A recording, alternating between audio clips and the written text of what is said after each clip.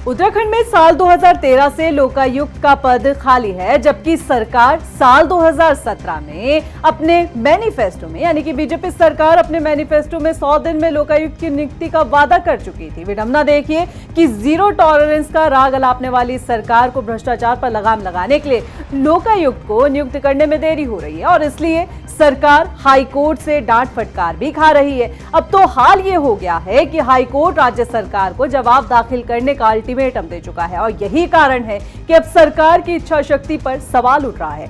मामले को तफसील से आपको समझाएंगे, उससे पहले मोटा मोटा ये बता देते हैं कि लोकायुक्त कौन होता है, उसका काम क्या होता है और राज्य को उसकी कितनी जरूरत है। तो दरअसल लोकायुक्त राज्य स्तर पर एक स्वतंत्र भ्रष्टाचारी विरोधी संस्था है, जिसके दायरे में आते हैं सूबे के मुखिया, कैबिनेट मंत्री और अफसरशाही, जिनके खिलाफ लोकायुक्त भ्रष्टाचार, सत्ता के दुरुपयोग और कुशासन की जांच करता है, ताकि जनता के बीच शासन प्रशासन को लेकर पारदर्शिता और जवाबदेही को सुनिश्चित किया जा सके और सरकारी सिस्टम में लगने वाले भ्रष्टाचार के दीमक को पनपने के लिए जगह ही ना मिले। लेकिन उत्तराखंड का दुर्भाग्य देखिए कि जिस प्रदेश में देश का पहला सख्त लोकायुक्त अधिनियम खंडूरी सरकार ने 2011 में ही पारित कर दिया था, उस प्रदेश में लोकायुक्त की नियुक्ति को लेकर हाईकोर्ट में जनहित याचिका पर सुनवाई चल रही है। पिछले कई सालों से हाईकोर्ट सरकार से पूछ रहा है कि कब लोकायुक्त को नियुक्त किया जाएगा।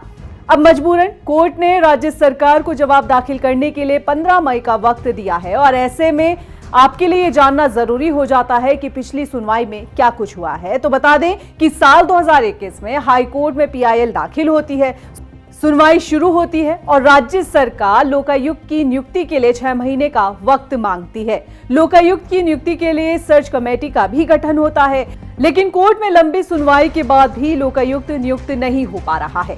पिछले आदेशों की अवमानना के बाद हाईकोर्ट सख्त हो गया है और हाईकोर्ट ने 15 मई का सरकार को वक्त दिया है जवाब दाखिल करने के लिए।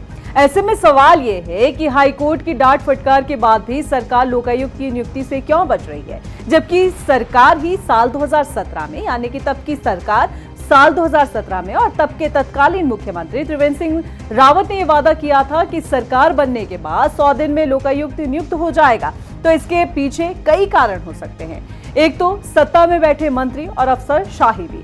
यदि प्रदेश में लोकायुक्त की नियुक्ति हो जाती है तो उत्तराखंड में कई हद तक भ्रष्टाचार पर लगाम लग सकता है, लेकिन अब तक तो ऐसा ही लग रहा है कि सरकार इससे बच रही है और यही वजह है कि प्रदेश में भ्रष्टाचार से जुड़ी शिकायतों का ढेर है, लेकिन उस पर सुनवाई करने वाला लोकायुक्त नहीं।